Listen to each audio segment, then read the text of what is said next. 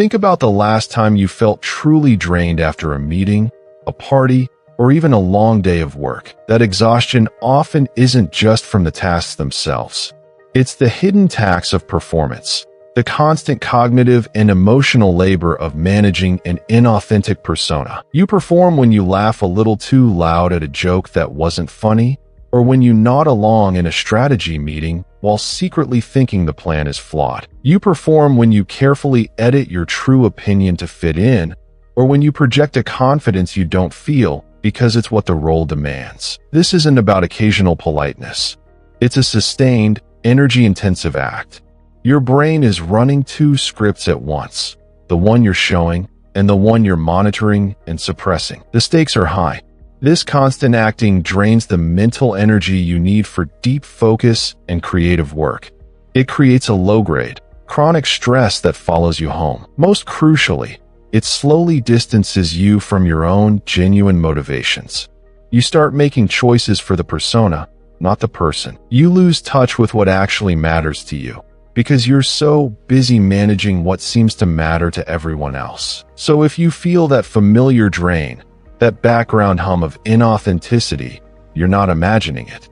You're paying the real cost of a performance. And the first step to stopping is seeing the bill. So what's happening under the hood when you perform? It's a massive cognitive tax. Your brain is running two scripts at once, the one you genuinely feel and the one you're projecting. That constant monitoring and editing is pure mental load. Research from psychology, like studies on self-concept clarity, shows this directly. When your actions align with a stable, core sense of self, decision-making requires less effort and creates less stress. You're not wrestling with internal conflict. You're just being.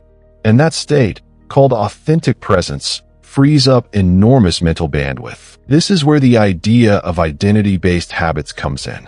Instead of forcing a behavior to meet an external standard, you let it flow from a simple, true statement about who you are. For example, I am a curious person leads naturally to asking one more question in a meeting. No performance needed. The action is just an expression of the identity. The facade required constant energy. But acting from your core is sustainable because it's not an act at all. It's the system running on its intended fuel. And that shift from exhausting performance to authentic presence is what we build next. So how do you build that system? You start with a simple 5-minute daily audit. At the end of your day, ask yourself, where did I feel the most drained? Where did I feel I was performing for an expectation, not from a real value? That's your performance trigger. It's not a failure, it's data. Tomorrow, pick just one of those moments. Your job isn't to overhaul your personality, but to reframe a single action. Ask, if I were acting from my core value here, like curiosity or honesty, what would one small, genuine action look like instead? Maybe instead of rehearsing a perfect opinion, you ask one real question.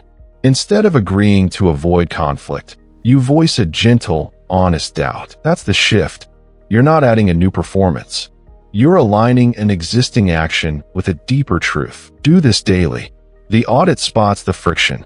The reframe builds the new track. This is identity-based living. The momentum comes not from willpower, but from congruence. Each small, aligned action reinforces the statement, this is who I am. The exhausting cycle of performance demands you constantly prove you're enough.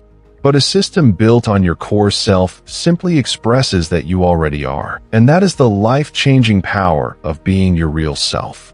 It's the sustainable engine that was there all along, waiting for you to stop performing and finally let it run.